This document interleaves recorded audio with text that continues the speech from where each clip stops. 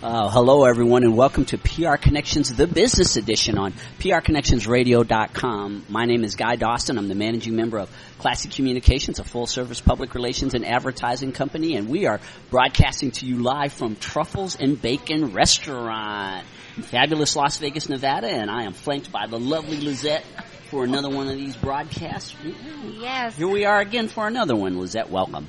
Thank you very much, Guy, for bringing me here. Yes, it's a great Truffles and Bacon. It's a very, I call it eclectic somehow. I don't know how to describe, but the menu is wonderful, out of this world, I would say. So come on, everyone. We are here at Truffles and Bacon, the business edition of PR Connections here. Guys, yeah, we've really been taking this on the road, Luzette. We're Yeah. at coffee shops and mixers and restaurants. Boy, Yeah. we're really meeting a lot of people and getting the opportunity to visit some amazing venues. Yes, that's the whole idea. We're bringing PR Connections on the road. And we are going to bring in our entrepreneur and business owner friends to talk about their businesses and let everyone out there to hear about them, and maybe the other business owners will come and join us. How about there, everyone? Come and join us here at Truffles and Bacon and what's the Pebble and Eastern. I don't know the exact address. I have to look it up. Yeah, this is a fabulous restaurant. I came here. It was on my birthday, actually. That's when you right. Brought me here, and I had purple pancakes. Yes, and I had What's the actual name of what I ate that day? I didn't know, but I loved it. Whatever. Yes, it was the ube pancake. Ube means purple, but ube is a root crop that's really famous in the Philippines. It's a very, very famous delicacy, I would say. One of my favorites. But that day I had the pandan, which is the green one. Pandan is a kind of a palm tree, and it's all good. Every Filipino knows all about this. So it was absolutely amazing, the food and the service and the whole ambiance of this restaurant. I was just so impressed, and I still am, and I'm looking forward to continuing to partner with Truffles and Bacon for these broadcasts where we bring all of our friends in business together and have fun and network, which is what you and I do quite a bit of. Yes, that's what all about. I was introduced to this one when they had an open house, and I was with the Philippine American Chamber at the time, and we were invited, and I fell in love with the menu and the place. Who wouldn't love this ambience? It's so awesome. And very colorful and lively. So everybody check my Facebook page. I posted some of the pictures, and come on down. And we have some friends invited today. So, Guy? Yes, we do. We have a few of our friends in business who are going to be interviewed over the course of the next couple of hours. Mm-hmm. The first person that we're going to talk to is someone who I've known for many, many years, and through the networking community here in Vegas. His name is Art Goldberg, and here we'll bring him in. All right, Art, well, welcome to PR Connections, the business edition. Well, thanks for having me, Guy. It's a pleasure to be here today. And will you share with the listeners what you do? Gladly. I work for the Las Vegas Metro Chamber of Commerce. I'm in business development. I've been with the Chamber for just over 3 years. I've been in Las Vegas for 38 years plus, and I've always been a firm believer in networking. So why not work for the largest and oldest networking organization in the entire state of Nevada? And Art is a hard-working guy who networks, it seems like 24 hours a day, maybe not exactly that much, but boy, I see you out there active in the community.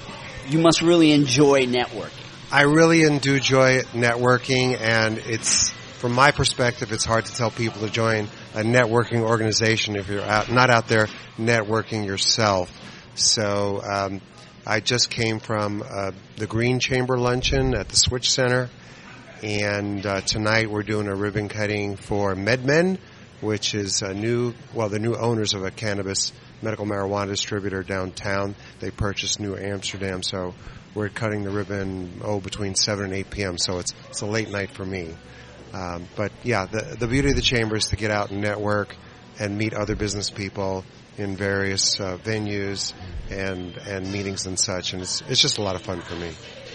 And the Chamber of Commerce is really the hub of any city as far as the business community is concerned. Of course, here in Las Vegas, we have a thriving business community, and What role do you see that the chamber plays in the development of all this? I know you had spoken about the importance of networking, and what other aspects of the chamber would be attractive to someone in business?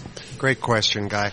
Right now, our entire exec team, some of our board members, are in Washington, D.C. for our annual D.C. trip. So besides throwing the biggest party of the summer in D.C., we're also lobbying on behalf of continual funding for Interstate 11, which is our interstate that'll connect us to Phoenix. Of course, gaming is a big concern, and the hot topic right now is group health insurance. Trump was out here in the last 30 days for a fundraiser for Dean Heller, and we were invited there. And the Metro Chamber has jumped aboard the Let's Get the Health Insurance Back for Large Groups bandwagon. And we were recognized by not only the president, but by the Secretary of Labor, Alex Acosta, for being in the forefront of that. It's yet to be seen how that's going to fall out. However, the Republicans have passed a bill to allow groups to look into that again. So that may be coming back. We don't know yet, but it's in the works. And that's a big thing with the Chamber. We're very, very strong advocates for businesses, large, medium, and small, at the state, local, and city level as well. We spend a lot of time up in Carson City during our legislative sessions, and not to bore the listeners to death, but at the end of the last legislative session, we asked Governor Sandoval to veto 53 bills. He vetoed 52 of them, and all of them he referenced the Las Vegas Metro Chamber of Commerce in that very first paragraph. So we stand on our record pretty strong. That definitely is an aspect of the value that a chamber gives to a community, and a lot of people don't know about the advocacy aspect of it. They just look at it as if, they're representing the businesses within the city itself, but that advocacy is really important. It's definitely one of the hidden gems, hidden aspects of the contribution that chambers of commerce make to communities. Right, and a lot of us down here really don't pay attention to it, bearing in mind that what happens up north, whether it's in Reno or Carson City Sparks, affects us down here as well. So we partner with the Reno Sparks Chamber and the Henderson Chamber as well when legislative sessions meet, because we all know we're all there for businesses as opposed to the lobbyists who might be there just for a specific industry. So we're looking out for what's good for all Nevadans, and we were part of that 11-person committee that put together the $750 million room tax for the Raiders Stadium. We helped the Raiders more or less finalize it down to 2 sites with, of course, now we're under construction, so it's really awesome to drive along 15 or Russell Road and see that baby going up. Yeah, it's very exciting. Yeah, you can't go anywhere and not say Raiders and get people excited. Almost as excited as you get people about saying Golden Knights. That works as well. Bless the Knights. They did wonders for us this winter. And I think for a lot of particularly small business owner and micro business owners, they may have a perception that a chamber of commerce, that's for big businesses. That's for the Cox Communications, although I know that a lot of these bigger companies are a part of the chamber. What is the value that the Metro Chamber brings to the small business owner? Wonderful question, because really about 75% of our members are small businesses, and we define a small business as 5 employees or less. So they are the bread and butter, they are the backbone of the Chamber of Commerce, and we give them the opportunity to meet other business owners in various ways. Of course, we have the networking functions, we have the new member orientation, we also have policy committees where they can rub elbows with the president of a bank or someone who runs one of our health systems or somebody from UNLV and have a voice in the system, because these policy committees will help us as a chamber determine what stand we take, again, at the city or the county or big picture up in Carson City when the legislative sessions meet. So it's not just the networking, it's not just handshaking, it's actually being a part of the business community and being part of business in Nevada. Yeah, and I think that that's really important, Art, is that people understand that the company that you keep is so important. And if you have aspirations that your business is going to be big, you might want to hang around with people who are doing it in a big way. It has a tendency to rub off on you.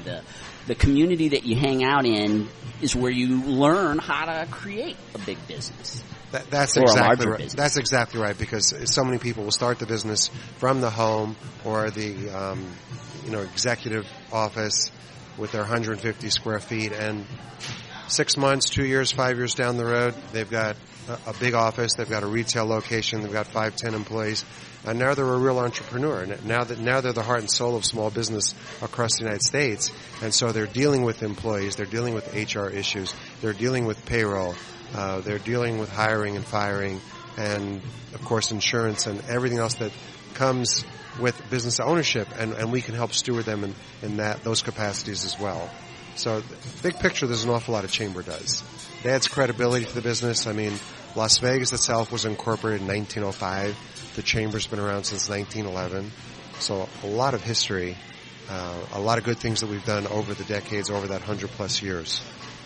We've really appreciated some of your participation in projects that we're working on. We're in the developmental stages we've been talking about on the shows recently of the Businesses with Heart networking group, and you've started to participate on a weekly basis in that. And what is the value that you're getting? I mean, here you've got someone who's representing a huge organization that comes and hangs out with us on Friday mornings over at Eggworks, and what is it about what we're doing that interests you? Well, for me, it's a different angle. It's a different perspective. It's a different thought process on networking is all about. I mean, we have a lot of nonprofits as members in the Chamber, and I interact with them as well. And this is taking a different approach to growing a business and giving back to the community. So it caught my interest, and you got me right now. I'm hooked. Every Friday. Yeah, he gave a great presentation this last Friday about the fundamentals of networking that I've been getting great feedback, by the way, from the people who were there at that developmental meeting, that there were things that they heard about networking, even though some of them have been networking for a long time, that they had never really looked at from the perspective that you presented it at that meeting. Well, thank you. It really is... I think networking is a growth in process. I mean, before, decades ago, people had beepers and answering machines, and then we got the cell phones and, of course, the Internet, and now we can text, and now we can Instagram. So there's lots of different ways to communicate with people, and one of the great questions was, well, when you meet somebody, how do you follow up with them? What do you do first?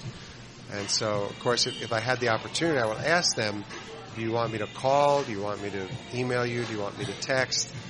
And see what their response is. But if I have no response, my gut is to email, thank them for their time last night or last week, whatever, follow up with a phone call, and then finally send them a text. Because personally, I'm not a huge fan of texting, but a lot of people love it. So it's an ever-evolving process. I mean, it's still about people skills. It's still about relating. It's still about being authentic. It's still about caring. It's still about helping each other.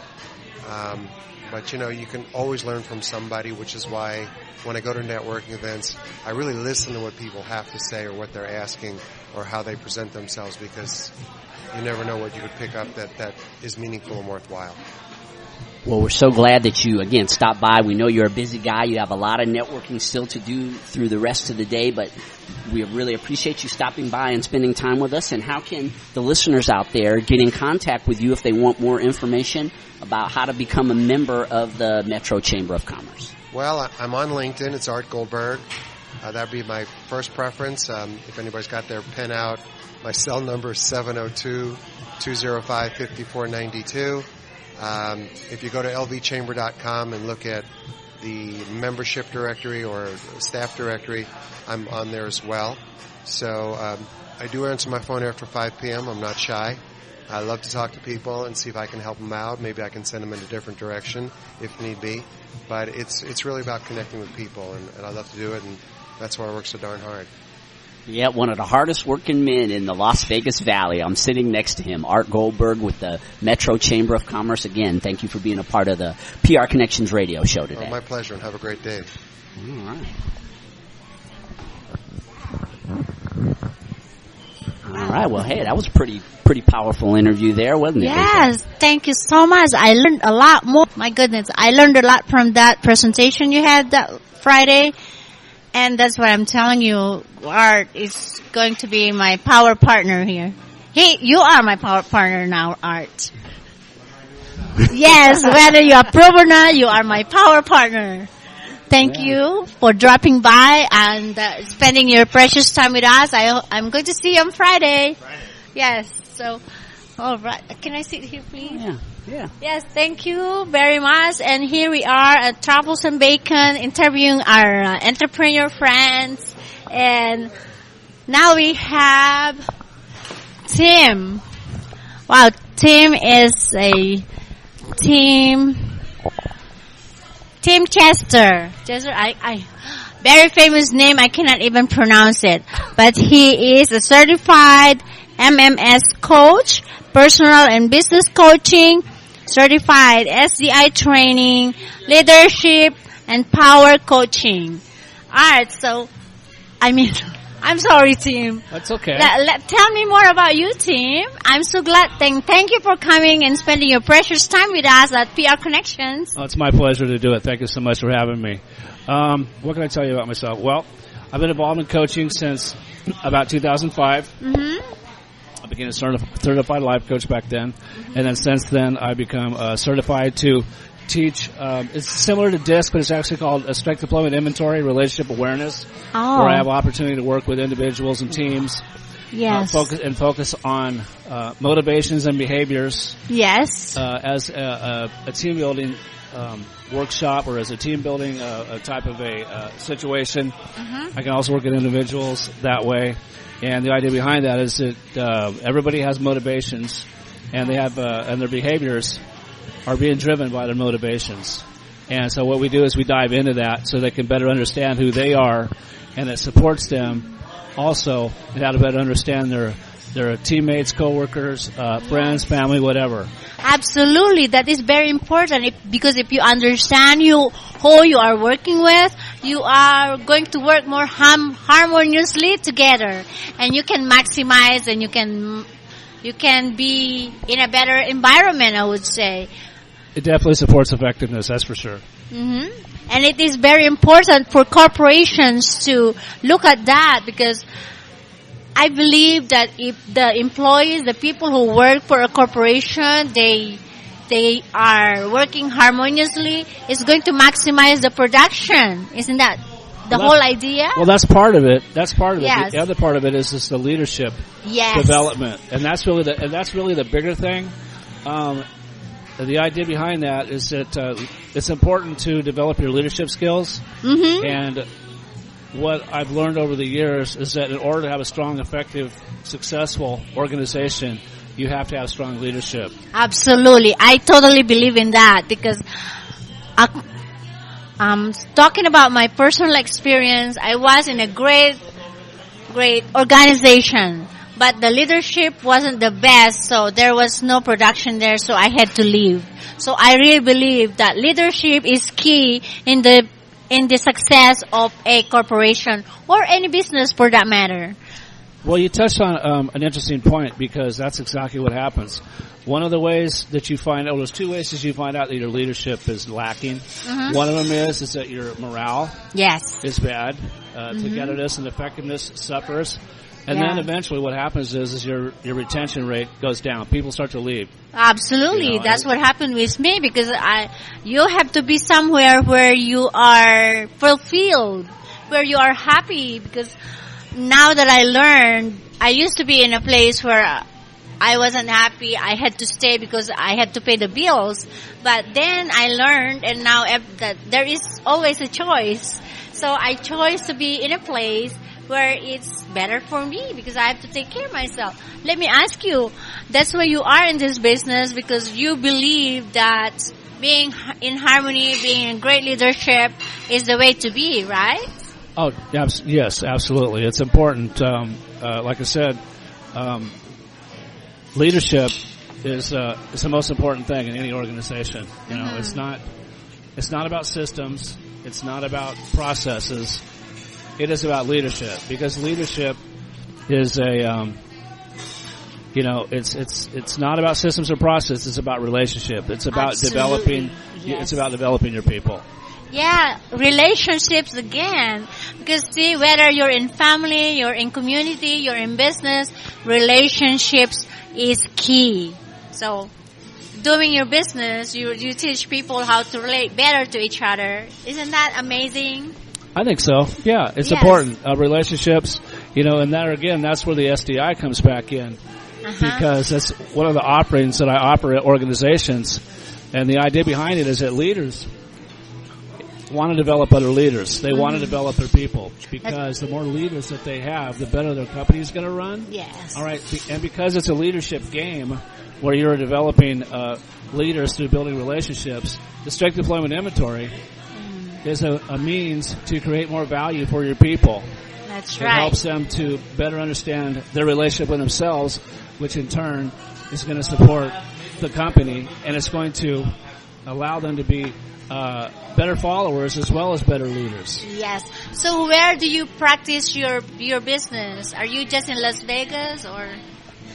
Oh no, I can be nationwide because I can utilize the internet. I can utilize technology. That's right. I can do coaching across the country, anywhere in the country.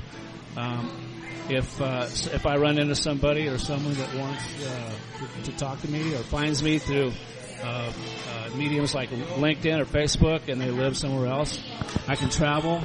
There's ways I can do it. If we decide that we get into something where there's some organizational development or personal development involved for our team, I can travel. That's awesome. So how long had you been doing this? Well, I started in 2005 as a certified life coach, and then in 2007 I got my strength deployment inventory relationship awareness certification. Yes. And then in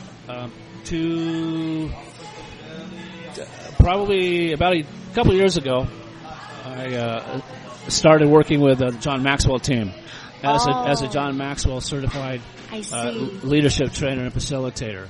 Yes. Right. I heard of that life coach. Is that the same one, the life coach? Somebody has introduced me to that one time, but I didn't really delve into it because I think it was not time for me. You talking about John Maxwell? Yes. Oh, JC John Maxwell. John Maxwell's a leadership coach. Yes. He's I know probably John known Maxwell, as the foremost authority on leadership in the world. That's right, yeah. And so I'm certified with him as a John Maxwell trainer and facilitator. So would you like to share with me how you went through that certification, what kind of trainings they did you went through? Maxwell? Yes. Well, basically what happens is you become involved, and you can either go certify first, okay, immediately, and then what happens is you have access to his content, all right? So, but what happens is when you go to the certification, you go through a process where you learn a bunch of information, you gain knowledge, they work with you to make sure that you're ready to be certified. Right. And then they cut you loose, and then they let you use their content to support you and whatever business you have to move forward in your life personally and professionally, so where you can help other people. That's pretty much how it works. That's the short answer. Okay, that's awesome. So Tim, let me ask you, how did you start with this? How did you find out that this is what you wanted to do? I love that question. I'll try to give you the Reader's Digest version. When I came to Las Vegas in 1996, I hadn't been involved in anything other than just my personal life, no personal growth or anything like that. And then in 1998, a friend of mine turned me on to personal growth with a seminar that I'd gone to. And after I attended that seminar, everything changed. Everything changed. Suddenly my awareness grew, and suddenly I realized that there was so much more out there besides just me and the little circle that I was living in.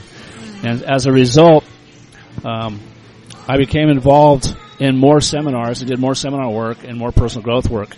And over a period of time, as I started to share conversations with others, I started to recognize or started to experience what I would consider an out-of-body experience when I was talking to other people about personal growth. Really? And so, so that was really the first indication to me that there was something bigger for me out there that I was supposed to be doing, but I wasn't sure what it was.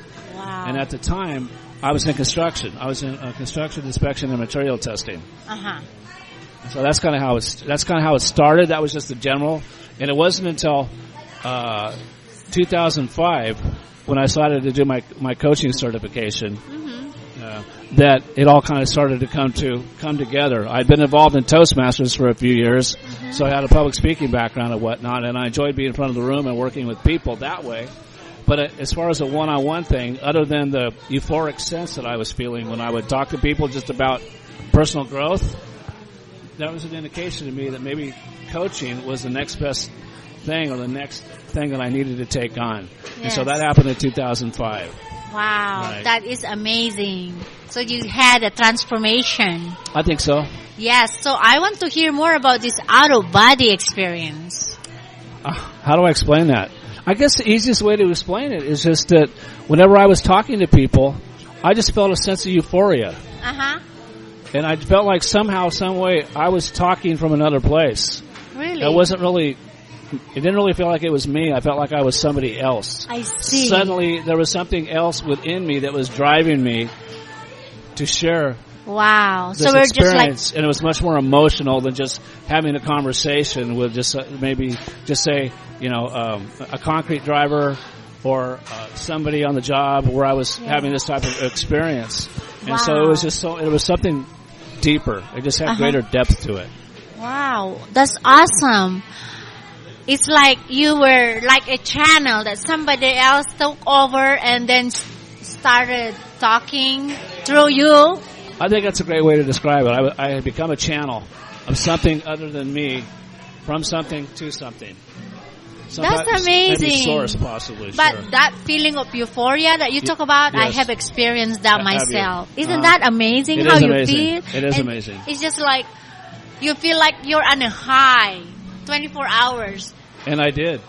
Yes. And I did all the time. And I just don't know where it was coming from, all this energy. Right. Did you feel like that? I yeah, did. so I know how that feels. And so, yes, that changes your life, right? It does. And then really suddenly you wanted to share to everyone. Right. I wanted other people to feel what I was feeling. Yes. Oh, that's amazing. I am so...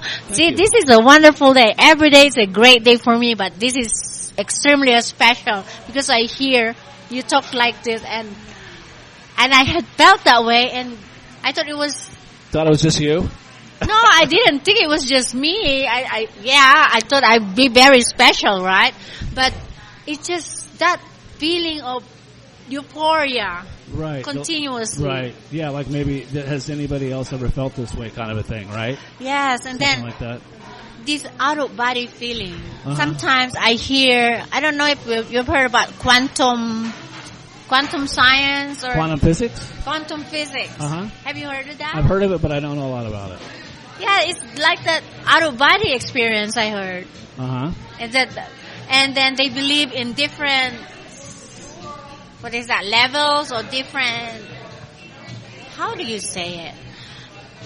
I don't know. So you live in different dimensions. Different dimensions, okay. Yeah, so you are in this dimension and then another dimension and then you want to be in that dimension where you're really on the top of the world. Right? Sure. Well, I know that in personal growth, the dimensions that they talk about is they talk about subconscious, consciousness, and then superconscious. Yes. Which is more spiritual, which is probably the realm and the level that you're speaking of, where you go into those higher dimensions that you find often in quantum physics. Yeah, so that is where you feel this out-of-body experience, is that superconscious. Yes, superconscious. Yeah, it's spiritual. It's not in the realm. It's not in the realm of what we would consider our reality. Yeah. Current reality. It's something above us. It's spiritual. Something that we can't see, but something that we can believe in. Absolutely. And they talk about this awareness thing, that the veil is open and the eyes are open and all that. So do you believe that that's what's going on? Oh, that has to be what's going on. Yeah, you have to be open to the awareness of something bigger than yourself. Yes. Because it's something that drives you towards something beyond who you are in the now. Yes. To something to be like a better, greater, more effective human being. So do you read a lot of books? I read a fair amount of books. I'm not a big reader, But are you writing your own book? Not right now. But you're going to, right? I want to. Yes. I think eventually I will. Because you know what? Everybody has a story. And if, this is how I feel, if one person is going to be inspired of my story, that would make me happy. That will make me like I have reached my purpose. Oh, really? Okay. Yeah, so because everybody has a story to tell, and everybody, because we go through things in life, right? Right. In different stages. And some experiences make you stronger, and some makes you weak. So it's all about, I don't know what it's all about, but I am very spiritual. I always believe in a bigger entity. There's got to be something more than us. That's right. That's what keeps us humble. Yes. So tell me more. What made you go to? Again, I want to dig deeper here. Okay. Tim. Okay. I want you to tell me more why you really decided to do this. It was a calling. It felt like a Yes. calling. Your purpose. It was my purpose. When I had some things that happened, after I decided, or when I decided, actually, that I was going to quit my job, I had taken on a coach myself.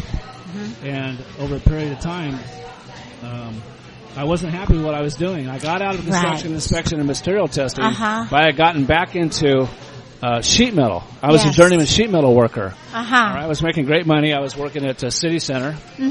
And during the time that I was being coached, I think it was on a Thursday. It was after work. I'd come home. I'm walking downstairs in my house, and I hear a voice. Oh. A voice. Yes. A voice that came from me. A voice that I'd never heard before. The loudest I'd ever heard it. And the voice said, "You got to quit." And I stopped, and it scared me because I was going to have to give up. I had just bought a house in 2008. It's now 2009. And I just bought a house in 2008, December 2008. And I'm telling myself I'm going to quit. And I'm taking home $4,400 a month. Wow. That was my That's take a home. lot of money. It's a lot of money. Yes. And I'm going to go from that to this, but because of it was my purpose, or at least I felt that it was, but I wasn't sure yet. I just knew it was something that I wanted to do. Yes. So that was the first sign, but there was another sign because I told myself I would quit on Friday, and I didn't do it. And I got very mad at myself. It's over the weekend. I stewed in it, talked about it, got mad at myself, cussed at myself. I mean, I was really going through the whole deal. Right. And I was stuck because what was happening is I was stuck in the middle of something, do what I wanted to do, or stay stuck. And this happens to a lot of people. All right. It's called golden handcuffs. Oh. It has you. It has you under control. Golden handcuffs basically means that because of the money is what's keeping you in it, even though you don't really like it, Right. and you'd like to do something else, but you can't leave. Right. You can't leave. You're captive. It's like you're captive to it. Yeah. So what was the big thing that made you decide in the end? I was going to quit. All right, I just didn't do it on Friday, so I stewed all weekend, and then Monday rolled around, and I went in, and I knew that today was going to be the day that I was going to do it. All right, I was working at City Center here in Las Vegas, the big project where they have all the seven towers, and I was on a scissor lift. I was probably 20 feet in the air, doing my work, and at the same time, my mind was not on my work; it was on quitting. All right, I couldn't talk to my boss in the morning. It just so happened that about 9:30 in the morning, my boss walked up to talk to the lead man in the section where we were working. And I noticed it. I said, "Okay, this is it. I'm going to do it." So I brought the lift down. I get off the lift, I take my tool belt off, and I walk over, and he's talking to the lead man. And I'm standing there, and I'm waiting, and I'm waiting, and I'm waiting for them to finish the conversation. They're talking about what seemed like a long time. So I felt guilty, but like I was standing there and just taking up time, and I need to go back to work. So I turn around, mad at myself, angry because I couldn't tell them. Yeah. I walk back over to the lift, and I go back up in the lift. So they're still talking. They're still talking. They're still talking. For probably maybe another 10 minutes. And I glanced down, I looked back. It's too loud. Can you please ask them to turn the music down, please? And I turned around and noticed, and I looked down off the lift, and I noticed that they were done talking, and he was walking away. And I go, "Oh no, I got to do this." And I'm scared. I'm scared. Now you're scared. So I'm scared. So I bring the lift down. Uh-huh. And I get out of the lift and I take my tool belt back off. And he's walking away. He's about 20 feet in front of me. And he's walking, and there's nobody. There's like an open area that he's walking through to walk back to where his office is. And I'm scared. And I'm going. But I'm walking. He's walking, but I'm walking slower because I can't bring myself to do it. Uh-huh. I'm still the afraid. golden calf. Yeah, I'm still afraid. Uh-huh. So I came up with this crazy, weird hairball thing in my mind where I said to myself, knowing full well that there's no way in the world that he would do this, I said to myself, if he turns around, if he stops and turns, just out of nowhere, I said to myself, if he stops and turns around, I'll quit. I'll quit. I'll walk up to him and I'll quit. And knowing full well that he wouldn't do it. Well, what I'm about to tell you, this is not embellishment. This actually happened exactly the way I'm telling you. Mm-hmm. The very second that I finished that thought where I said it, he stopped. Oh, yes. He stopped. And he turned around? And he turned around. Oh, my gosh. And the look on his face told the whole thing. He already knew. No, he didn't know. Oh. The look on his face was kind of dumbfounded, kind of confusion, like he didn't know why he was turning around, or he'd forgotten something. Uh-huh. But in any event, it was like he didn't know why he was turning around. It was like something bigger than him was causing him to turn around. It was that moment that I knew that I was supposed to quit. Somebody is really there was something in way charge bigger than I was, that said, you got to quit. Yes. So I told him, I walked up to him, I said, hey, I got to talk to you. I said, you know what, I got this thing I got to do. It's pulling at me, and I need to take a layoff. And he asked me, he goes, okay, well, payday's on Friday. You want to wait till Friday? And I go, this is Monday. And I go, no, I want to leave today. Oh, wow. I said, I got to get out of it because if I wait, you're not going to do leave. it. That's right. So we did it's now or never. So he says, okay. So he went and he did all the paperwork and stuff, and they had a check for me at about 12:30, and that was it. They drove me out in a little golf cart out to my car, put my tools in, and I'm standing there outside of my car, and it's like, wow, I'm getting ready. I quit my job, and I'm going, oh crap, I don't know what I'm going to do for money. But I knew, I had a lot of money in the bank and stuff like that because, I was in the sheet metal union, so I had resources and whatnot for a while, and my credit was really good, so I had access to a lot of different things to keep me going for a while. Right. Well, that should be enough to keep me going. Yes. And so that's kind of that's the real reason it came about. That's how it really happened. That's amazing. It is amazing. I love telling the story. Yes. And I thank you for sharing it with me because I love those kind of stories because this kind of stories similar happened to me too. Really? In just a different way. Oh, I have to totally change the people I surrounded with. I had to get out of that group. I have to get out of that environment. And so I know how that is. That's amazing. Thank you for sharing with me. I know there has to be something because these big decisions like this just doesn't happen just like that. There is something in somebody or something more stronger than us. Something who is in charge, I will just say. Sure. Yes. Yeah, there's something bigger than us that's driving us. That's right. For Absolutely. Me, I believe in God. So I attribute that to God. I don't know. Me too. Oh, so there you go. Uh-huh. So it's God. Absolutely. So are you very religious or spiritual or how do you call yourself? Well, I was raised in a religious household. Uh-huh. So I have that foundation. I don't currently attend church. However, I still believe that Jesus Christ is my Lord and Savior, and I still believe in God. Yes. And but I also have my feet in the spiritual side of that because of what I do. Yes. The law of attraction and the spiritual laws. Yes. All the spiritual laws. Talk about law of attraction. Sure. Yeah. You attract what you are. Right. Yeah, right. I believe in that. Right, but the foundation is all found in the Bible. Yes. All of the laws. Spiritual laws are all found in the Bible. Absolutely. And so I dabble a little bit in the spiritual side as a peace of mind, but I still pray. Oh yeah. And then there's times that I just do meditation. It just really depends on what I got going on. But yeah, no, I'm religious. Prayers are really strong. They work. Yes, they do. So I meditate, but I pray more than I meditate. So yes, so I knew there is something there. Yeah. Yes, and so now that you had gone through this transformation, so the way you relate to people is at a different level, isn't it? A way different level. Yes, and this is, now that you are in this different dimension, I would say. That's fair, yeah. Yes, you are in a different dimension than Uh-huh. everybody else, because you know what? Not everybody goes through this transformation just like that, unless people go to trauma. In your case, it's not. You were just going through this transformation. But tell me about that seminar you went through. Seminar that I went through is called PSI seminars. I did that too. You Basic. did it too. Yeah, basic. I did the basic. Wow. Yeah. But you know what, Tim? Before I went to the basic, there were already these things that I have experienced. And when I went to basic, it just kind of confirmed it.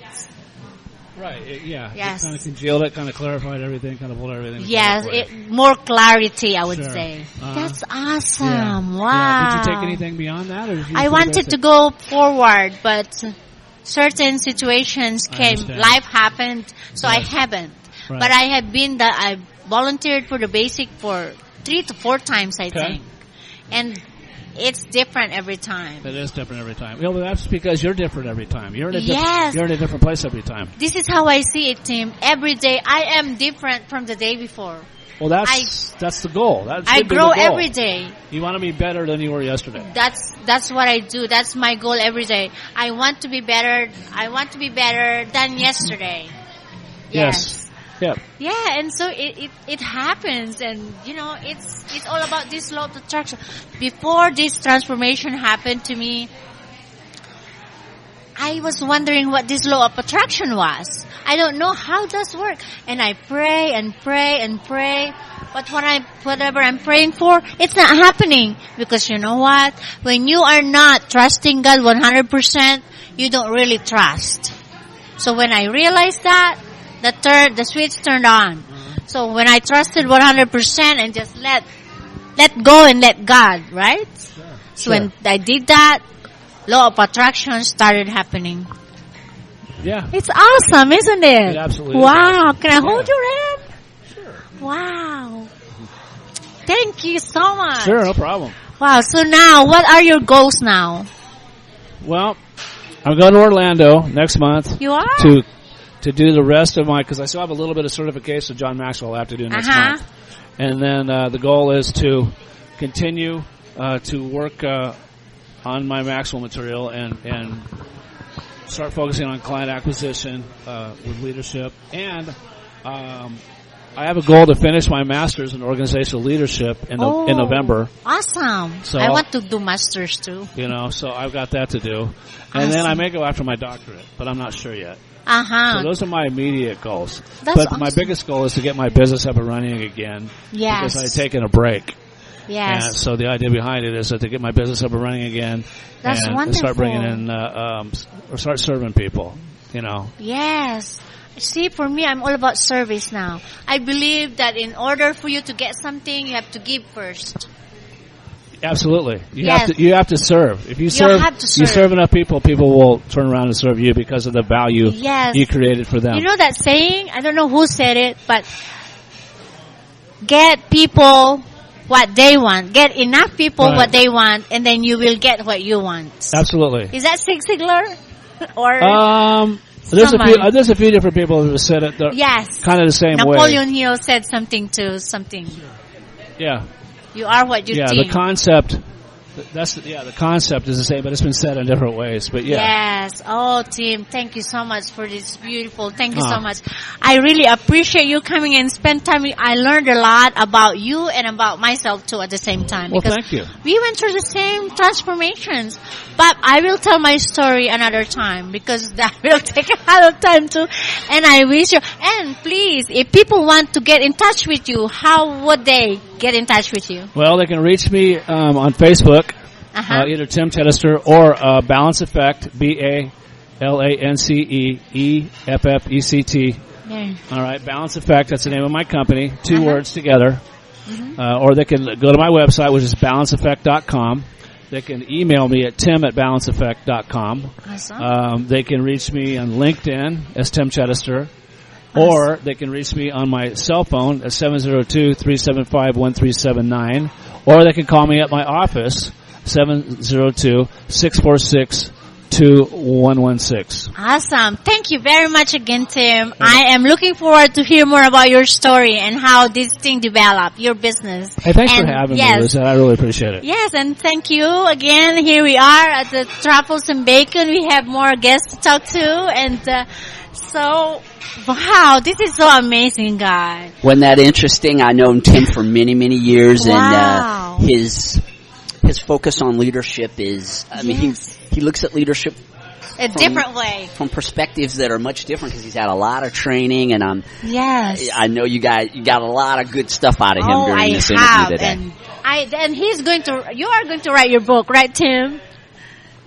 I think I am. There you go. I know you will, because remember, if one person get inspired and change their life by reading your book, you've done your job. That's how I look at it. Thank you so much. And Truffles and Bacon is just buzzing right now. I Luzette, we've know. got people that come. A good friend of mine from one of my networking groups, actually from one of my former careers, Mary Griffin was here, and then we've got another member of the world famous mob networking group, Lori. Lori Nixon is here. Yes, so here we are, Lori. Thank you. All right. Well, Lori, welcome to the PR Connections radio show. Oh. What do you think? You want that one? It's too long. Yeah. All right. How's that? Welcome. All right. Thank you so much for stopping by. I put out a post a few minutes ago, a couple of hours ago, about us doing this radio show, and I'm so glad you were in the neighborhood and you were able to stop by. Yeah, this is awesome. I have never seen you on the road before, so this is really cool to see. I've been on your TV show before, and that was amazing, and so it's neat to see you on the road. And we had so much fun that day, and I was telling you how much great feedback I got from that broadcast that you did, and part of the great feedback was not only are you a wonderful person and a great networker, but it was the information that you shared with all of us about happenings within the Las Vegas community, and I know first tell us what you do. So I'm a real estate agent with eXp Realty, and we are creating avenues for real estate agents to actually have a way to have an exit strategy. We are going to be the #1 real estate company in the entire United States and North America by the year 2020 with our projections. We just hit 12,000 agents in less than a year. We have so many great programs going on that help real estate agents that I am just super excited about sharing that company with other real estate agents. So if you're interested in growing your business, getting sync and conversion, which are amazing CRM tools for real estate agents at no cost to you, that's one of our promos that we help agents to grow their business. I'm excited to share that and help out other agents. And you have a phenomenal tagline. Will you share your tagline with us? I'm your realtor with a heart. Wow, isn't that some great marketing there? I mean, and you just came up with that? I actually didn't come up with it myself. Some friends came up with it for me. I once gave a business card and a candy bar to a homeless man, and 3 weeks later got him off the streets by selling his late father's home. So they nicknamed me, "Oh, you really, really help people. You really have a heart." And that's sometimes rare in the real estate world, but I really do care about people, and so that's where that came from. And you do have that total giver spirit. And so what I would like for you to do is that you want to share some more of the facts like you did when you came on the TV show about a year ago, I guess it was probably when you came on the show. What's going on in the Las Vegas community? I know that you stay on the pulse of what's going on here. What are some things that are happening? So we're expected, Las Vegas should grow by 2023 by 4,000 people, 4 million people. I'm sorry, and in that. All of the people that will be moving here will be multicultural. We will have less and less Caucasians in the area, so we're expecting to see the Hispanics and the Asians moving into the area in great numbers. Those bring in different scenarios for homes because they want to live in homes where there's generations also living in the homes. So you're going to find where they're going to buy bigger homes with more rooms, and also maybe with casitos and multi-generational homes that they're actually building now today.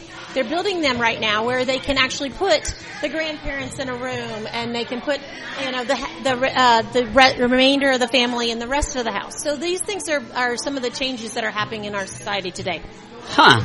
So it's really interesting. I mean, I've lived here for 22 years, and it's been amazing to see the shift in the demographics of this town. In 22 years is not very long. No. But just unbelievable how things have changed. And you as a realtor, as a saleswoman, you have to be able to adapt to these changes. The agility is a plus, yes. Definitely making sure that you're ready for any of the markets that want to come in. You want to know what their cultures are, who wants to live in the homes. You want to know about different cultures. You want to build relationships with different people, so that way you can make sure that you're satisfying the needs of everyone moving to town. We want to welcome everyone to Vegas. It's an amazing place to live, and absolutely love helping people to move here. And you are very community oriented and focused, and a big Golden Knights fan. So tell me about that for you. I mean, I was watching you. Boy, you were like the ultimate Golden Knights fan. Well, it only had a little bit to do with the fact that my honey actually helped build the arena, so I got to see it being built from different stages as it was being built. So that also helped instill the fact that we are getting a sports team here. I've always been a sports fan. I played 2 sports in college, so sports has been my life. I'm really excited about having these sports teams move here.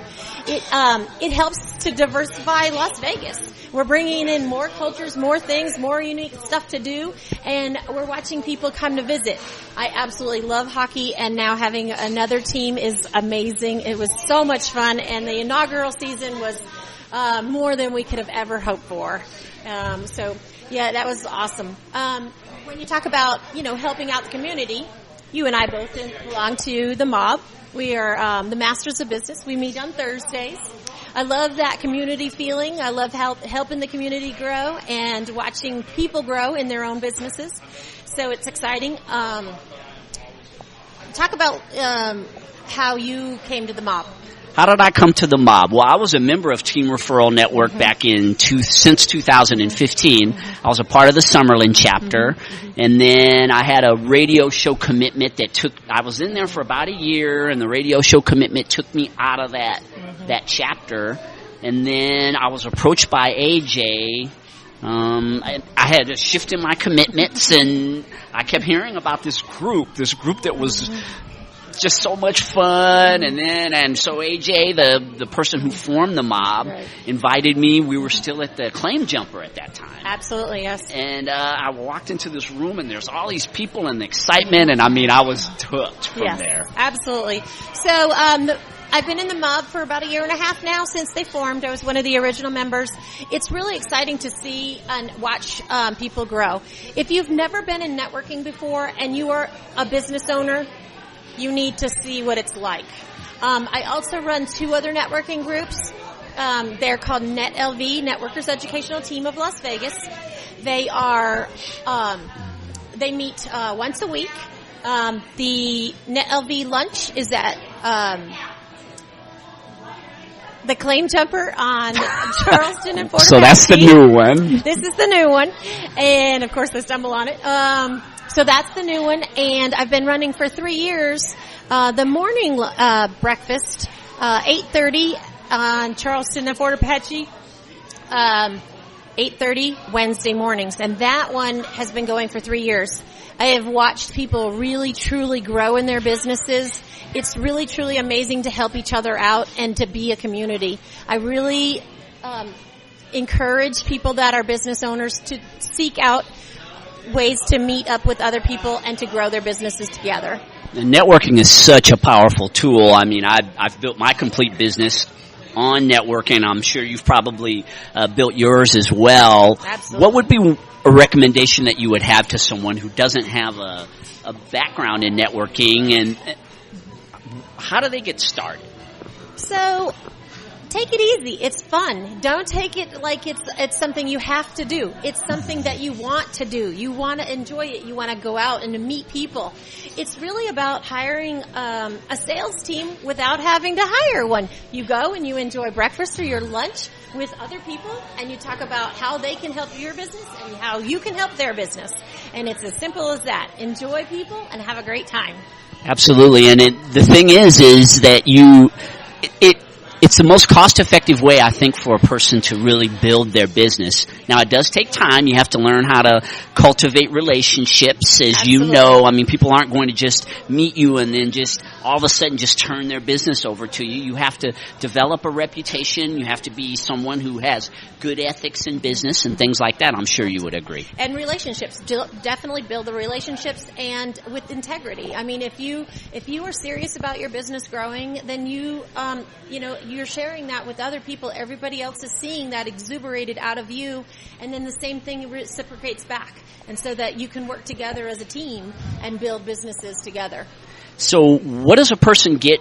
I mean, I know what they get when they come to the mob and the team referral network. I mean, you've really got a very, very strong, high-energy networking group.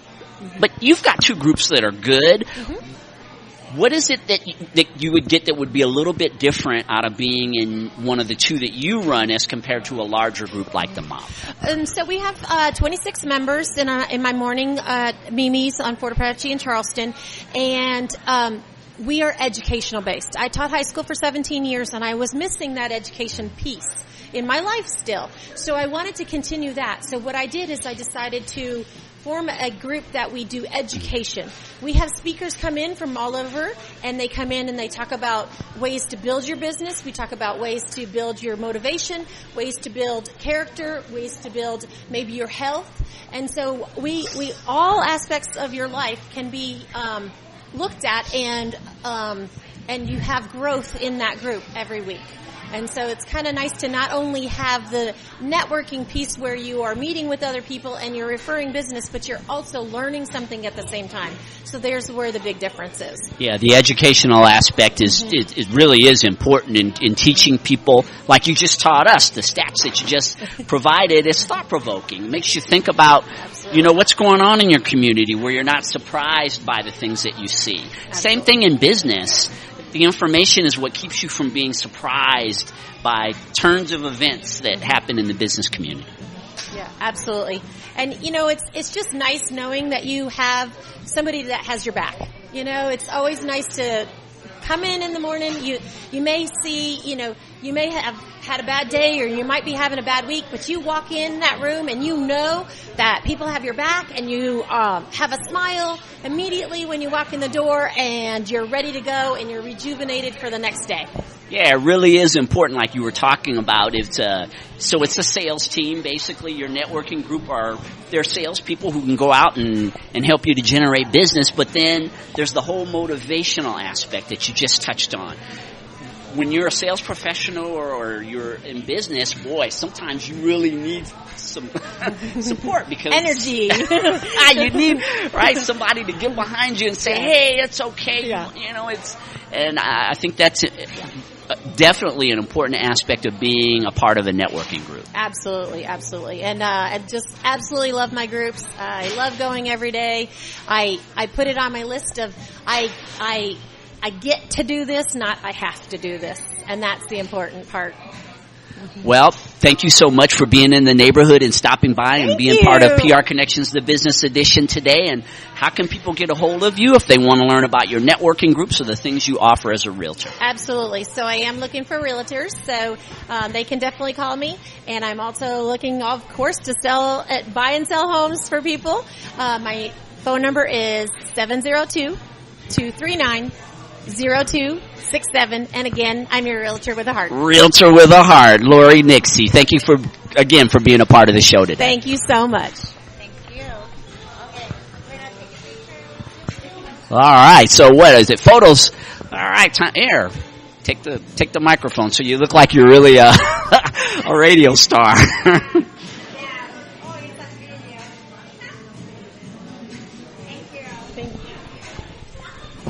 All right. Well, boy, we love these events again that we're putting on, bringing people into the business community. And I think it's Yes.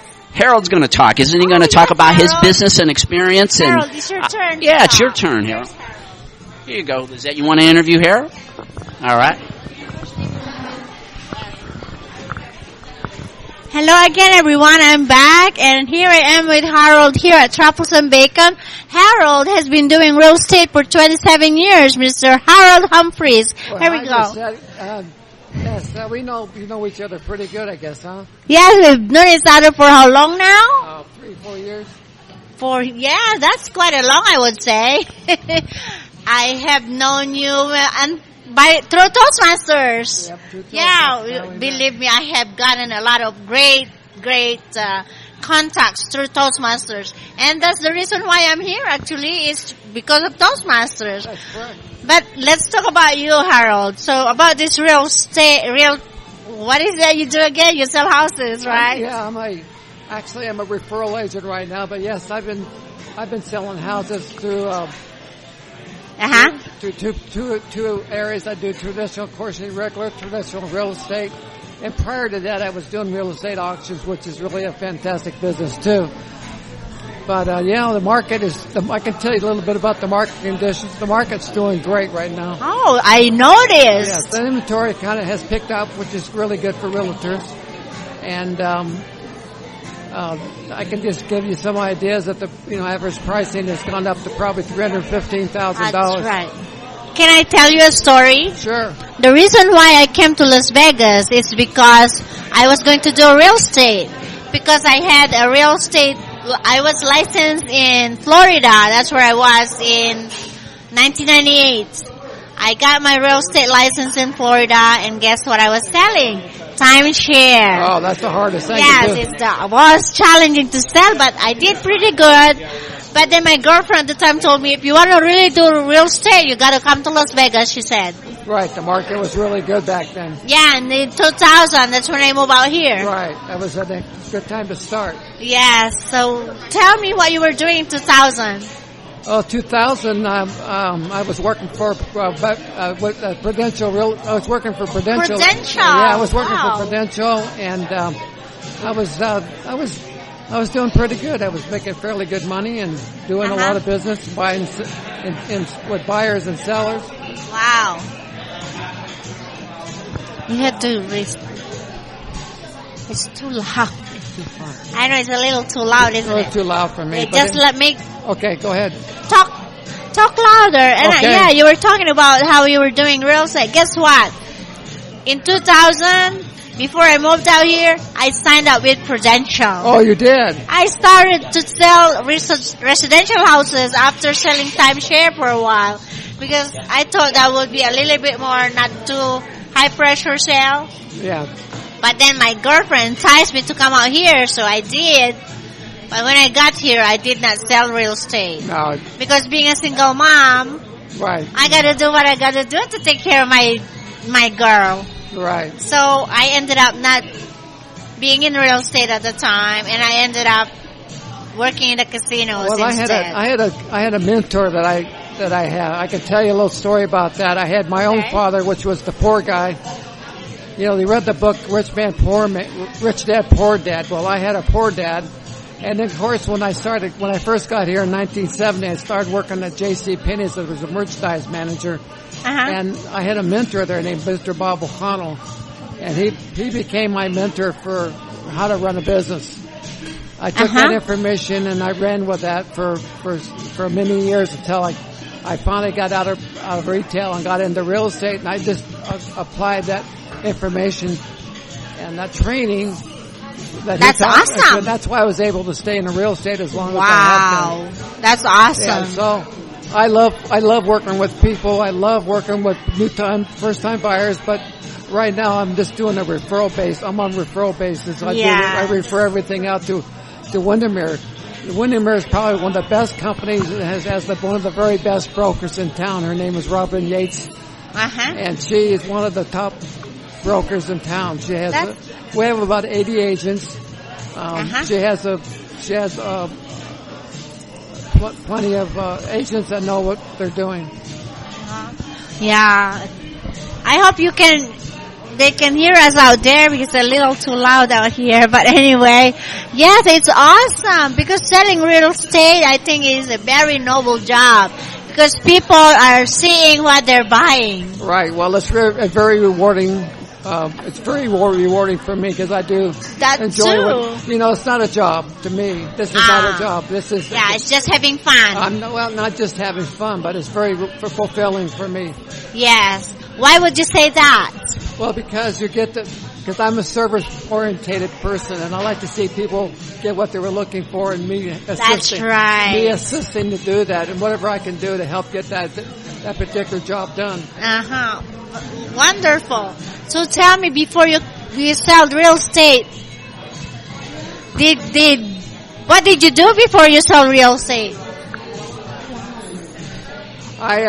I was working for JCPenney as a merchandise manager. I got here in Before that? Oh, before that, I was in the Air Force for 4 years. Wow. Yeah, I was a staff sergeant. I was a crew chief on what they call a big cargo airplane called the C-141. So I did that for 4 years, and then my brother was stationed here I have a twin brother that was stationed here at Dallas Air Force Base. And he got out before I did. Yes. So I moved in with him. Oh. Twin brothers living together. Yeah, twin brothers living together. He told me he had a house.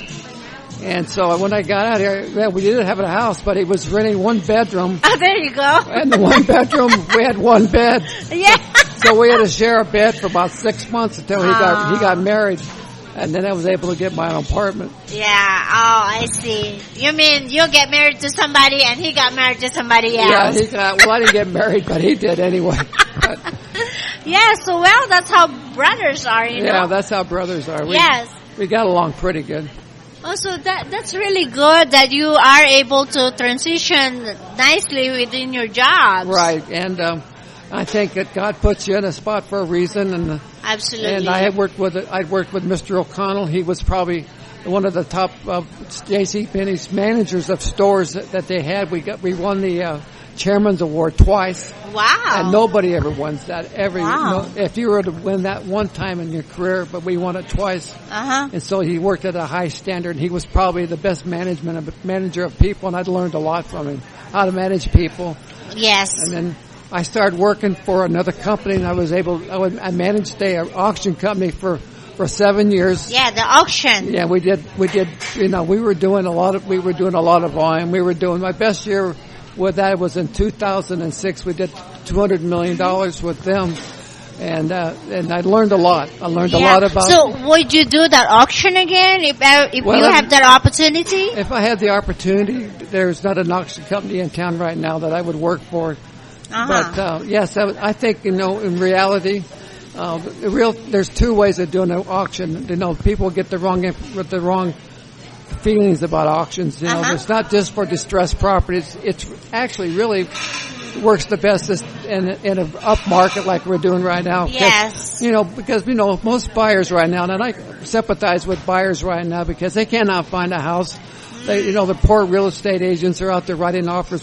10 offers a day on 10 different properties, trying to help these people. Yeah. Where if they did an auction on the upper range homes, the seller is motivated. The buyers know everything that's going on at an auction. It's a public auction. Yeah. All the bids are not sealed. They're all open bidding, public bidding. So they know immediately if they got the house or not. And So would you say buying or selling a house is really all that complicated? There is a lot of steps during the thing. There's probably about 25 or 30 steps in buying a house and selling a house. Yeah, there's a lot of contingencies for all different things, inspections and appraisals. Yes, I know. Financing. I went through all that too. Yeah, you know how that goes. Yes, because you know what? Buying a home is a long-term commitment, so you have to check every law, whatever it is they call them. Those. Right. Yeah, the state statutes, all the things that have to be done and legally done. And yes. So anyway, so the market right now is really hot right now. So I noticed. We haven't seen a lot of price reductions. That's the first sign slowing down, and it hasn't really slowed down. So are they building more homes? Oh yes, building is going nuts right now. They're, Uh-huh. one of the builders just bought 800 acres of land Where? out there by south of the 215. Excuse me, north of the 215. Out by Lossie Road and all that area. It's all vacant. Wow. So now they're building more houses up to the mountains they're now. going to be building. No, they already started up the mountains already. It's already being built out there. Yeah, and you know what? I heard that bigger companies have been are going to build their distribution centers or whatever. Right. And with the racers coming in town, there's Right. going to be a need of a lot of houses. Yeah, all the builders are out there trying to buy land, and they're trying to, make it affordable for buyers. See. So do you see yourself doing real estate for a long while? Well, yeah, I've been doing it for 27 years. I got a few more years in me. That's right. Oh, Harold, I know you're going to sell a lot more. I know you are going to make a lot of families happier by selling That's right. finding the homes they really want. Right. Yes. So if somebody would like to get in touch with you, how would they do that? They can reach me they can text me at 702-592-9567, or they can call me on my cell at the same number. That's Harold Humphreys at 702-592-9567. Thank you, Luzette. Thank you very much for dropping by, and make sure that you enjoy some of the eclectic, I would call them eclectic menu. They are so amazing. Oh, yeah, it's pretty good food. Thank you. I am going to try some dessert in a little bit. Yes. Thank you so much. And yes, God, thank you again for dropping by. This is just so much fun out here. What do you think? Isn't this a great restaurant? And we got to get an interview with Harold, and Yes. he is a wealth of knowledge about real estate and business, and this has been here for a long time. Wow, yeah, he knows a lot of people too. He's a great connector. Yeah, I really enjoy talking to him and learn a lot about. Yeah, he's also a part of our Businesses with Heart weekly networking group that we're in development, where we're getting together people who have a heart for business as well as things within their community, and yeah, it's been an exciting time. Yes. Oh wow, you know what? Raquel's here, huh? Raquel is here. Raquel. Oh, she's not quite ready yet. Yeah, so what is Raquel going to do? You want to talk about a little bit about what Raquel is doing? Yeah, Raquel and I go way back. We've done a lot of media together, and so she's going to be. We'll probably talk about some of the things that we've done through the year. She was a part of one of my internet TV show, radio. We've done a lot, and we'll talk about that. And then she's got this event that I guess you're going to be attending as well this weekend. I'm looking forward to go to that event. Yes, it's going to be awesome, I think.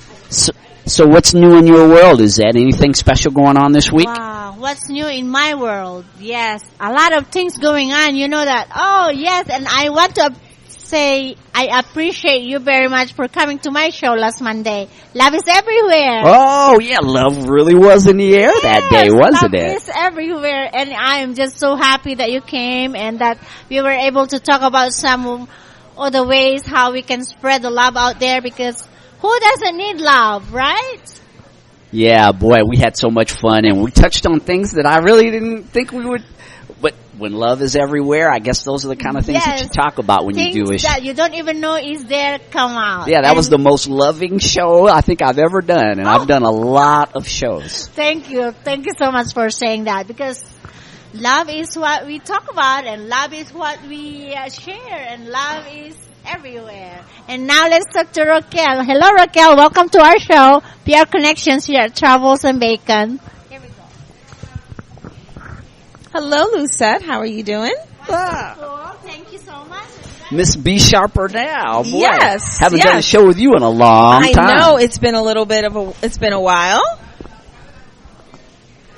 Welcome to PR Connections. Happy to be here. So Raquel and I have done many shows together, and boy, we did TV, we did radio, and here you are, but you have been a busy lady over the last year or so.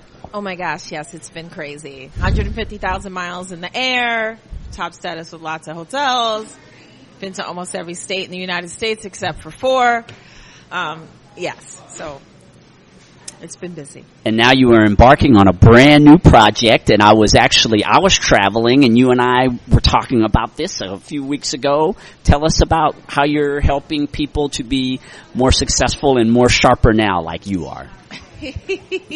So what I was doing is, as a public speaker, motivational speaker, you end up speaking in a lot of times you're speaking in hotels, ballrooms, right? And you're not speaking on a stage, and you're actually always the expert in front of the room, right? And it doesn't give you a lot of time to mastermind with other people. So I actually decided to slow down my travel so I can help people like myself. And then also start really building my personal brand, because I was traveling so much. My personal brand was like not moving up as fast as it should be.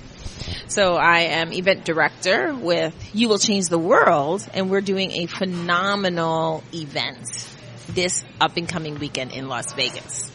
You Will Change the World. What a title. What does the company represent? Well, the company represents anybody, speaker, author, business owner who has a voice. Like for example, you have somebody local to our area. His name is like Silo Moses, who's fed over 90,000+ homeless people. Great guy. Right. Silo Moses spoke at the last Share the Change event. Right. And Silo has a very important message. Right? And we had several other people that have important messages. The messages, are typically a giving message. The messages sometimes, giving is helping somebody with their business. Helping people with their business, just like you do, Guy. Like, you have a message. And helping business people make more money is important, because people need money to survive, live their dreams. So we all have something to give, and if you have a voice for your business, this event is totally for you.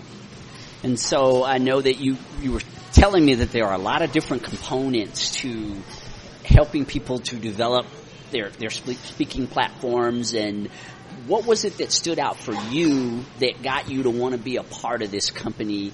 What were the results that were produced in your world that made you want to actually become a partner with this company? Well, it initially started with actually Silo Moses. Thank you, Silo. And he invited me to come see him speak. And when I was seeing him speak, I was like, wow, I've never spoken on a stage. I've only spoken in a ballroom. Now, I've probably done way more presentations than he has, right? But he still did something that I hadn't done. And then somebody else at the event reached out to me and followed up with me. So I saw things with the company that they could offer me that I didn't have, right? And that I wanted. The other thing was, when 2018 hit, I just kept saying, I want to go digital. I want to go digital. And I actually didn't know how I was going to put it together. And then I go to this event, I go to their mastermind, and after I go to their mastermind, I understand totally how to go digital. And I do right now have a digital product, but I haven't released it yet, but I'm going to be releasing it probably within the next 3 weeks. And I'm super excited about it, because now that I have a digital product, I know certain mentors that I used to look up to that are now my friends, speakers that have probably done more than 5,000 to 10,000 presentations, and they are not digital. So it's kind of phenomenal. So we all have our journey, and I'm really happy to be I first initially started with You Will Change the World as a client, so I'm so happy to be a part of that family to help other people like me get what they want. Wow, so it seems like something definitely resonated with you from the very beginning. I mean, they say that the stars have to align sometimes for you to get yourself on the path that you're meant for. I know you and I have been working for quite a while. We worked together on presenting you in your platform. It seems like you're really moving in the right direction now. Yes, everything's been moving along. Part of it was slowing down some of my travel, because when you pack, unpack, it does make it a little bit difficult, but hey, that could also just be a poor excuse of mine, right? Because there's probably somebody that's done that. But regardless of what, when you're doing something, when you want to have success, you need a team. Success is a team sport. So you need to partner with people who already know what you want to do and plug in, because that's the fast track. And that's how you get to the fast track. What will the person get that attends this event over the weekend?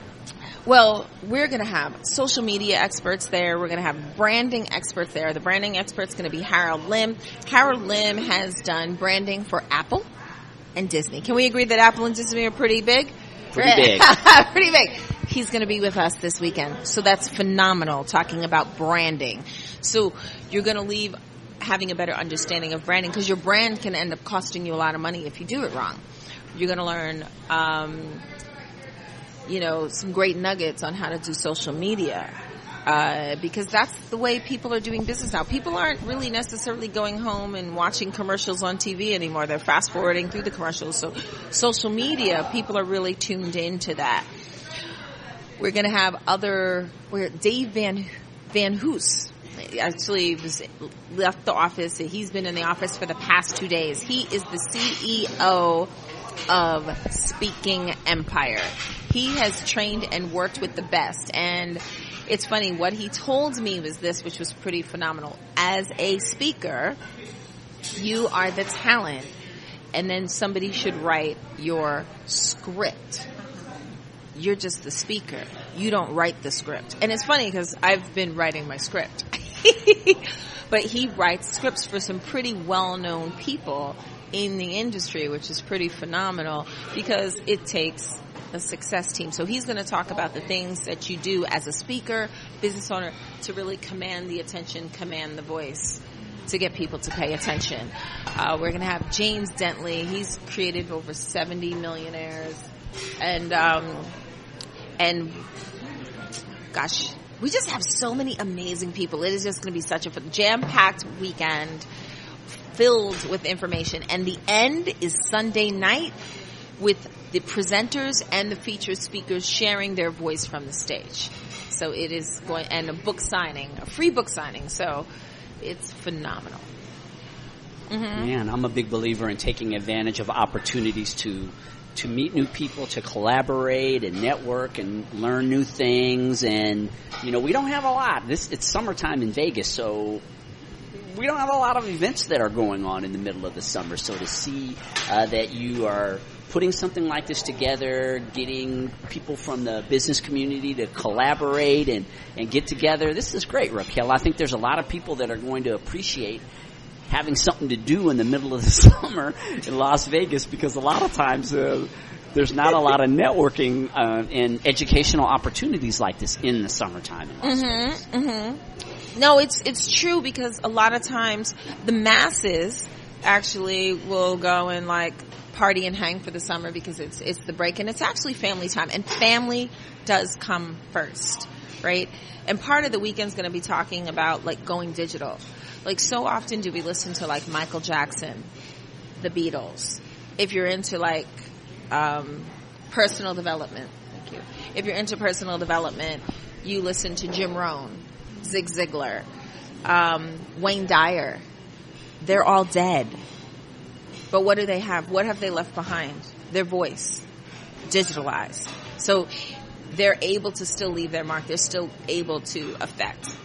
So if you could leave your voice digital, because we basically say the same thing all the time. When I've done my presentations, it's the same presentation pretty much. I tweak it for the room, right? But it's overall the same message, right? So you can create that digital.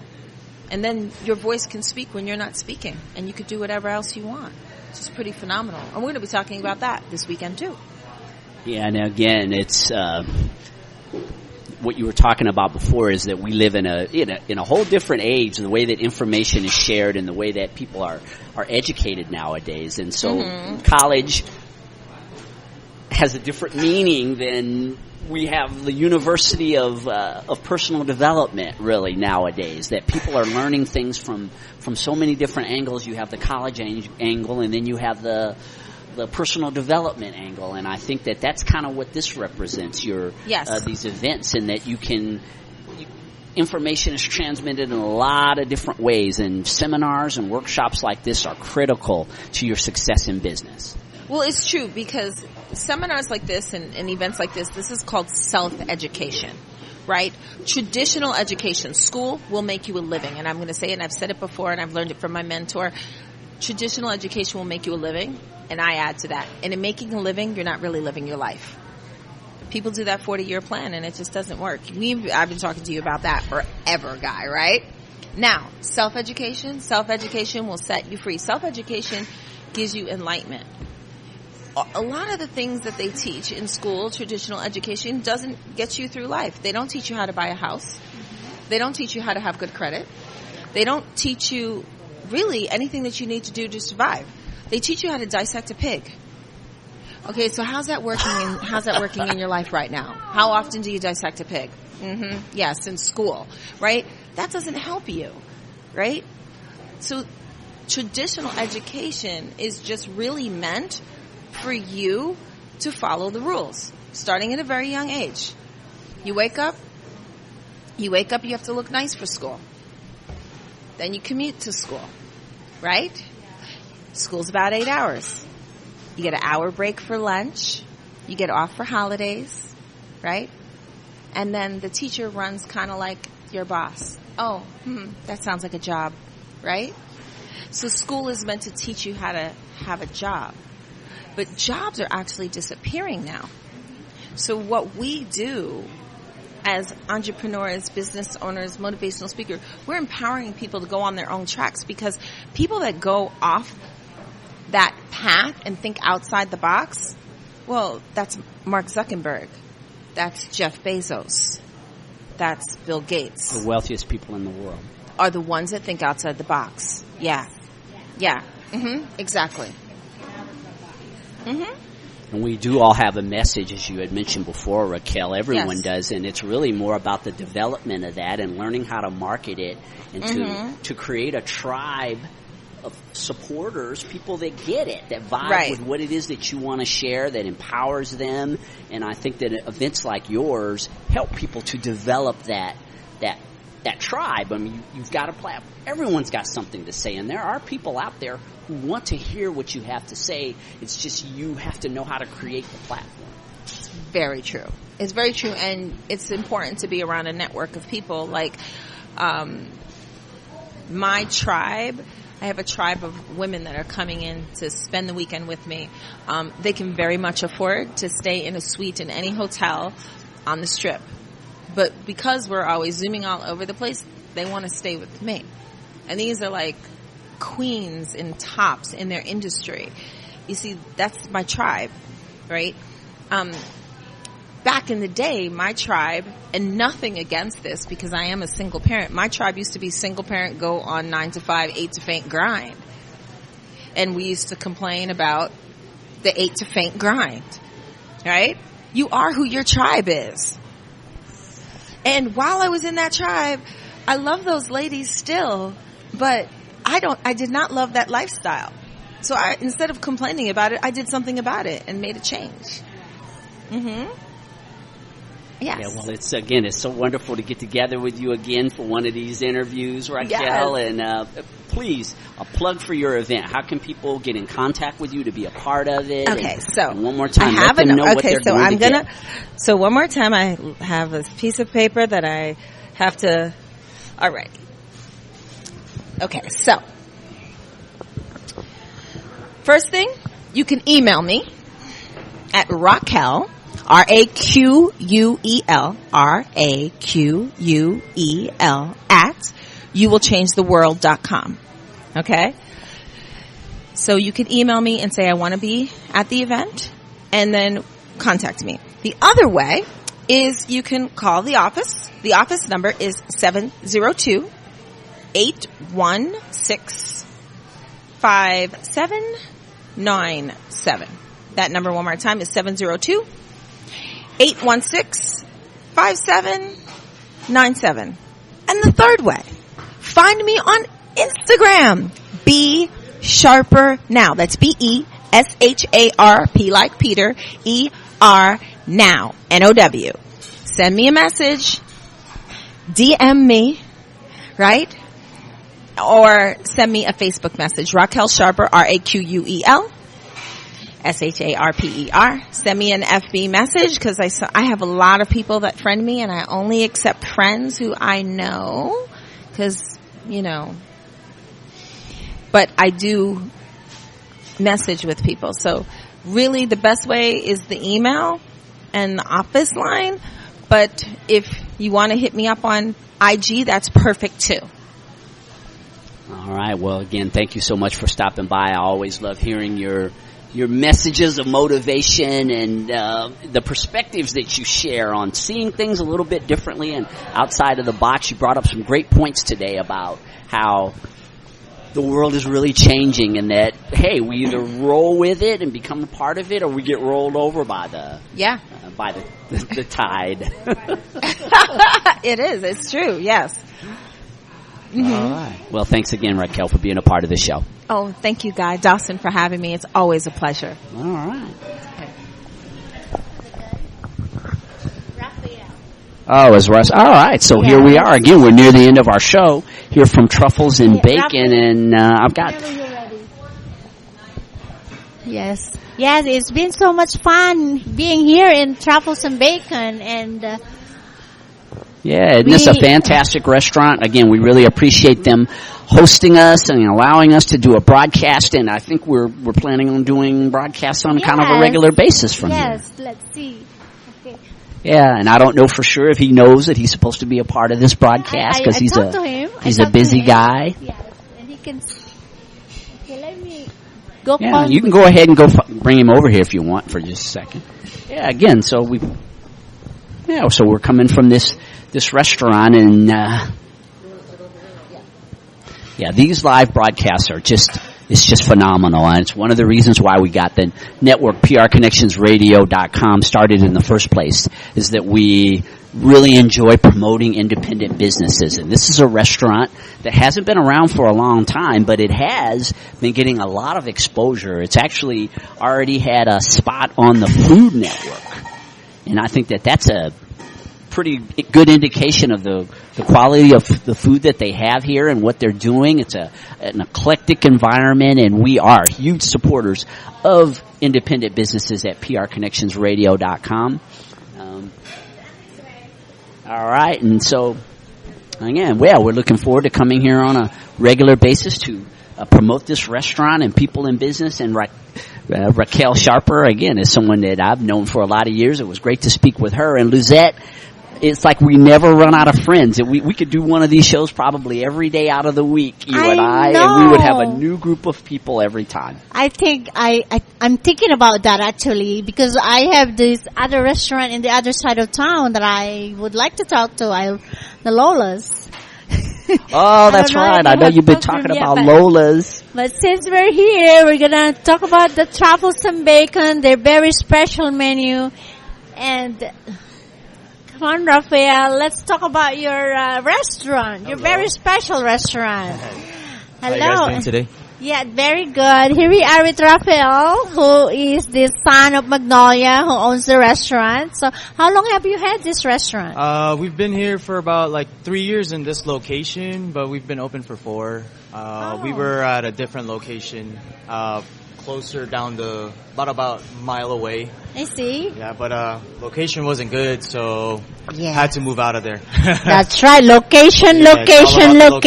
That's right. Yes, you gotta, because if people can't find you, that would not be good. So yes, and I have tried your menu and I really enjoyed it. So how did you come up with all these fusion menus? Is that what you call? It's more of just you sit down and you think of all the ingredients that we have and see what just works. We like to play around, especially when it's not as busy as we usually are.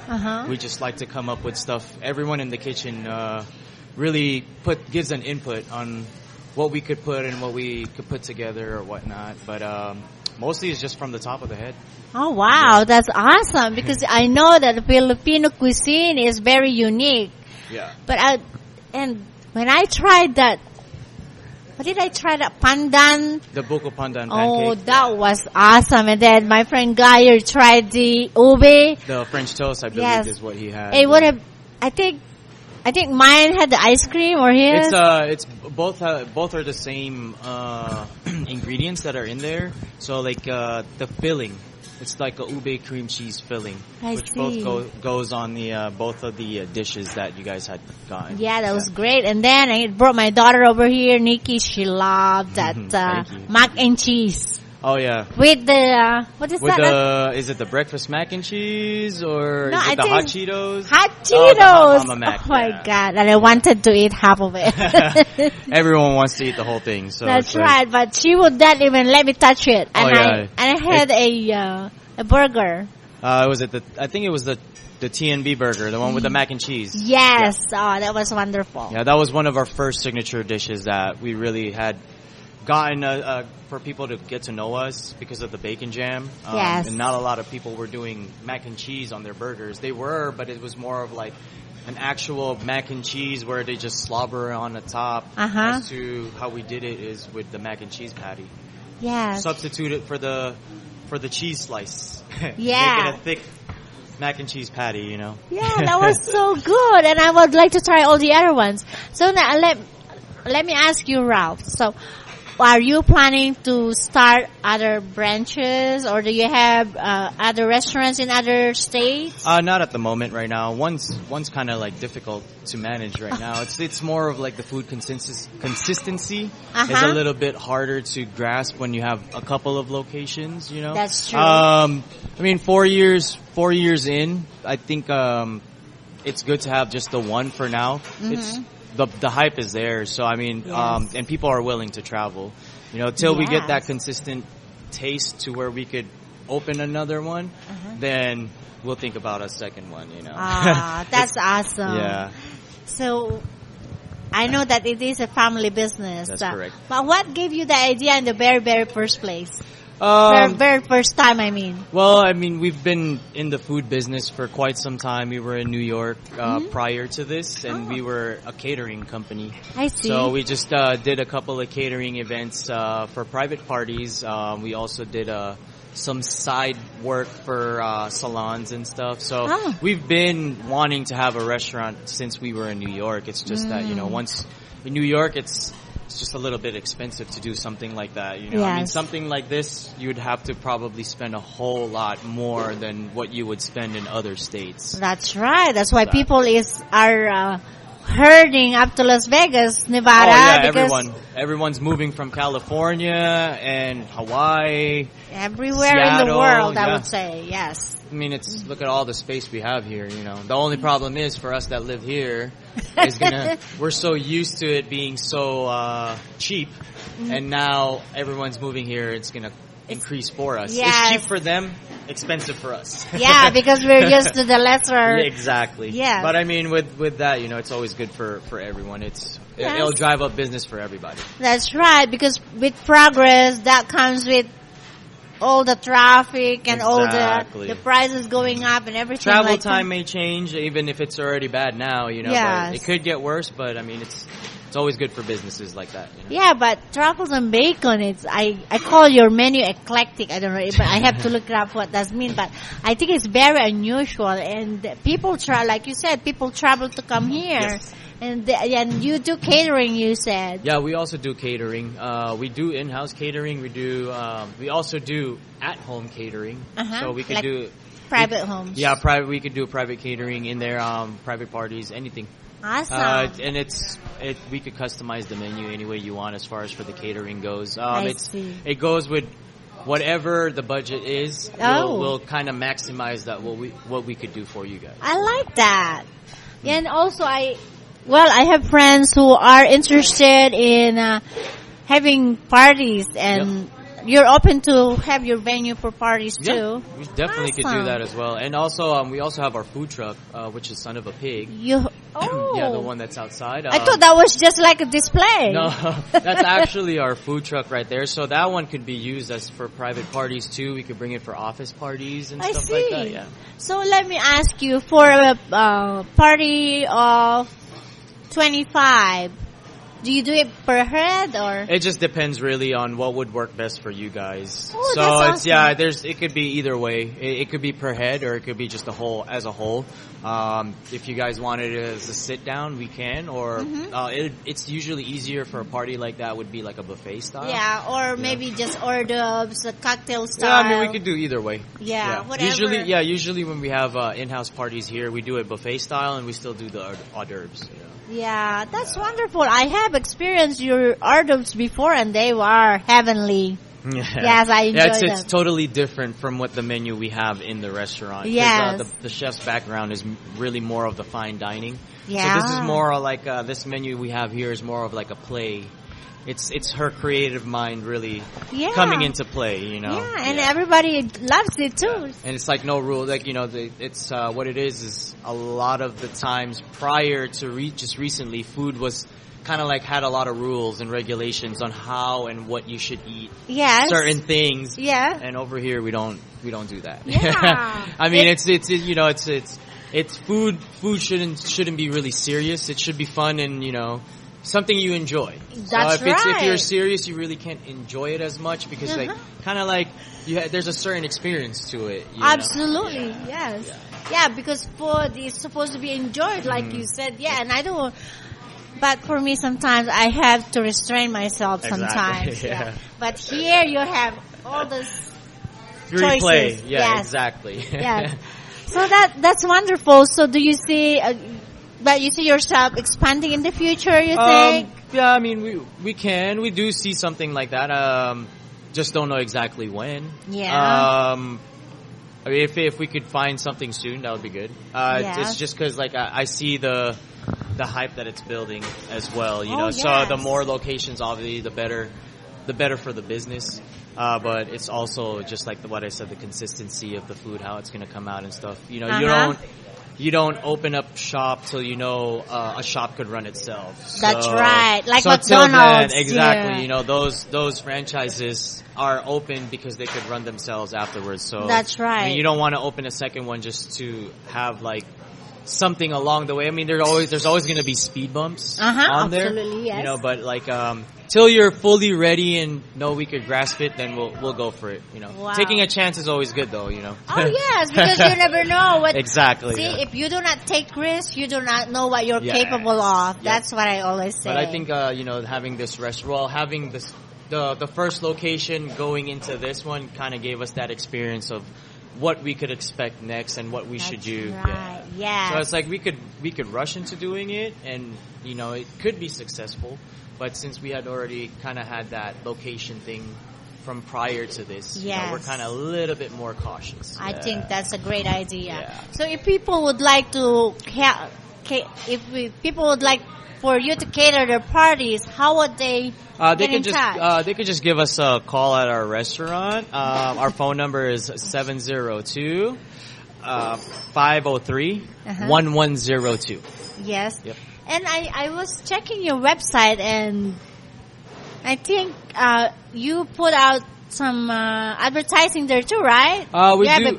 have a big presence on social media. Yeah, we do. We did. There's a lot of bio stuff on our website.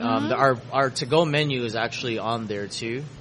People could place in an order through out of the ordering sites. So we do Grubhub, Eat24, Oh, you do? Postmates, Amazon restaurants. So they could order through there too, or they could give us a call, order for pickup. I know Yes. sometimes in the weekends it's a little bit busy, so not a Right. lot of people would want to wait. So do you have a minimum for takeout? No, not really, because it's whatever those sites require. But as Oh. far as for ordering in for pickup, no, there's no minimum. Not at That's all, good. yeah. I mean, for do you deliver? Oh no, we don't deliver. Us personally don't deliver at the moment. But those food delivery sites do it for us. So like it's Grubhub, Eat24, Postmates, and Amazon restaurants. Not Uber Eats, huh? No, not yet. Not yet. Not yet. I'm sure you'll get there. And so thank you so much for having us in your venue. Welcome.